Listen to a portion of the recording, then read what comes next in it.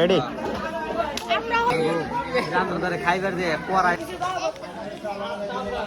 আসসালামু আলাইকুম ভাই ব্রাদার, কি অবস্থা, কেমন আছেন? আশা করি সবাই ভালো আছেন। আপনাদের দোয়ায় আলহামদুলিল্লাহ আমিও ভালো আছি। আর আমার পক্ষ থেকে দেশ ও দেশের বাইরে সকল প্রবাসী ভাইদেরকে জানাই ঈদ মোবারক। তো প্রবাসী ভাইরা কি অবস্থা, কেমন আছেন আপনারা? আপনারা কীরকম ঈদ উদযাপন করলেন আর আমরাও কীরকম করলাম? তো আপনাদেরকে অনেক মিস করি। আর যারা যারা এই ভিডিওটি দেখতেছেন সবাই নিচের কমেন্টে জানিয়ে যাবেন দেশে কাটানো এইরকম ঈদ উদযাপন কে কে মিস করতেছেন, সবাই কমেন্টে জানিয়ে যাবেন, ঠিক আছে ভাই? তো সকাল সকাল আইসা বললাম মসজিদে, সবার আগে আসছি, কারণ বাড়িতে বসে থাকে কী করবো, তাই ভাবলাম যে মসজিদে যেয়ে বসে থাকি। মসজিদের ভিতর বসে থাকার একটু অন্যরকম মজা, আর এই মজাটা যে জানে সে অবশ্যই সবসময় মসজিদের ভিতরেই থাকে।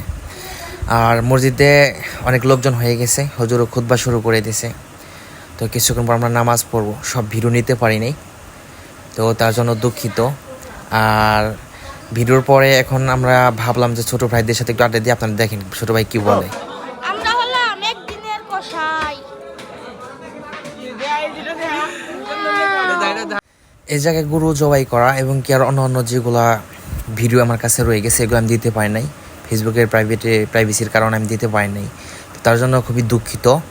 আর এই জায়গায় সব এলাকার মানুষজন, সমাজের মানুষ, তো গ্রামে যেভাবে আর কি মাংস বিতরণ হয়, তো মাংসগুলো ভাগাভাগি করতেছে আর কি, প্রতিটা ভাগ ফালাইতেছে অনেকগুলা ঘর।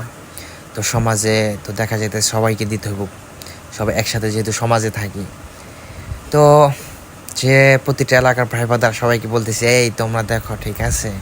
আর সবাই কমেন্টে জানিয়ে যাওয়া কেরা কয় কেজি করে মাংস পাইছো কোন সমাজে বা কোন জায়গায় থেকে ভিডিওটি দেখতেছো, কয় কেজি করে মাংস পাইছে নিচে ভাইয়া জানিয়ে যাও কয় কেজি করে মাংস পাইছো, ঠিক আছে? আমরা মোটামুটি ভালোই পাইছি আলহামদুলিল্লাহ। তো তোমরা কয় কেজি করে পাইছো অবশ্যই নিচে যেয়ে যাবা।